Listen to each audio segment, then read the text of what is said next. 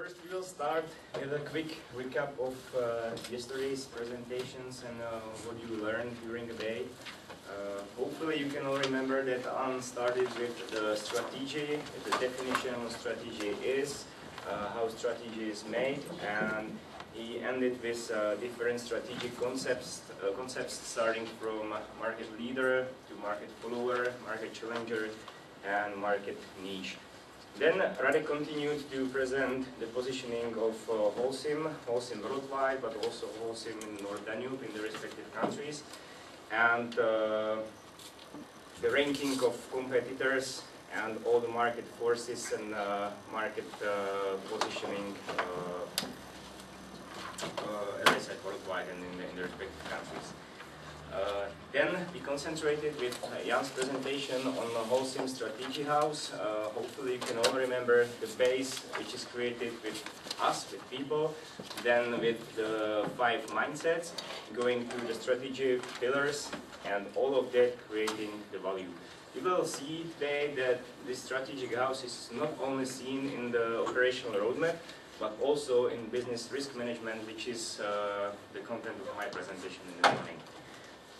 And then we move to the operational roadmap, where especially the mindsets, those 5, are stated, and the explicit goals for that mindsets are shown in the operational roadmap, which is created normally for the fin plan period of the 5 years.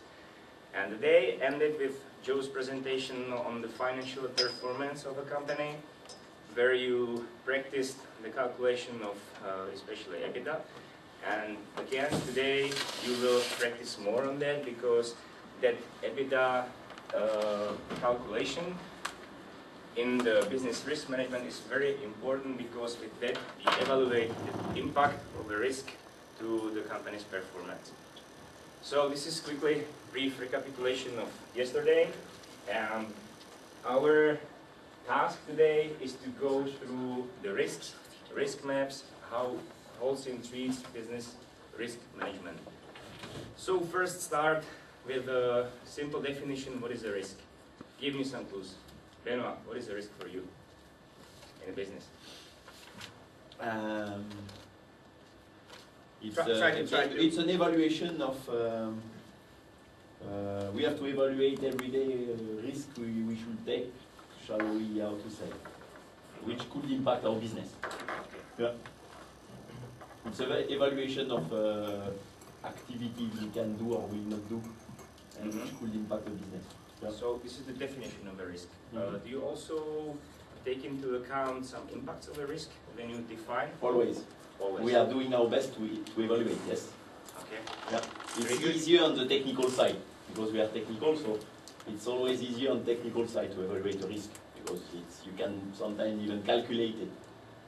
And some other parts it's more complex, really. Yeah. Okay, you have almost developed the definition of a risk. It is defined as uncertainty or unplanned events, so that company might not achieve its goals. Or in the business risk management, we also consider so-called opportunities. So in the business risk management, we don't consider only risk, but also opportunities, so that company might achieve certain goals. Every risk that is determined, that is evaluated, is determined by the likelihood, or let's say probability of a risk to become or not to become into the business, and the impact, which is, as I mentioned, the financial impact of such risk to the performance of the business. Next question that comes into your mind is, of course, why do we do business risk management? So, Ingrid, what do you think? Why do we do that? To avoid the situation that can be bad for us. Okay, that's one reason. Good. Fedia, next reason. Plan. To plan. Exactly, very good. But, to plan our business. But the question is, because I've seen a lot of these risks maps up to now, and there's quite a lot of work behind them, do we actually put into practice what we plan? There's a lot of risks on HR front about getting people in, does it actually change the day-to-day behavior? Okay. Or It means me with the segment heads who are preparing business risk maps all believe that it comes to the practice, because you're right, the awareness of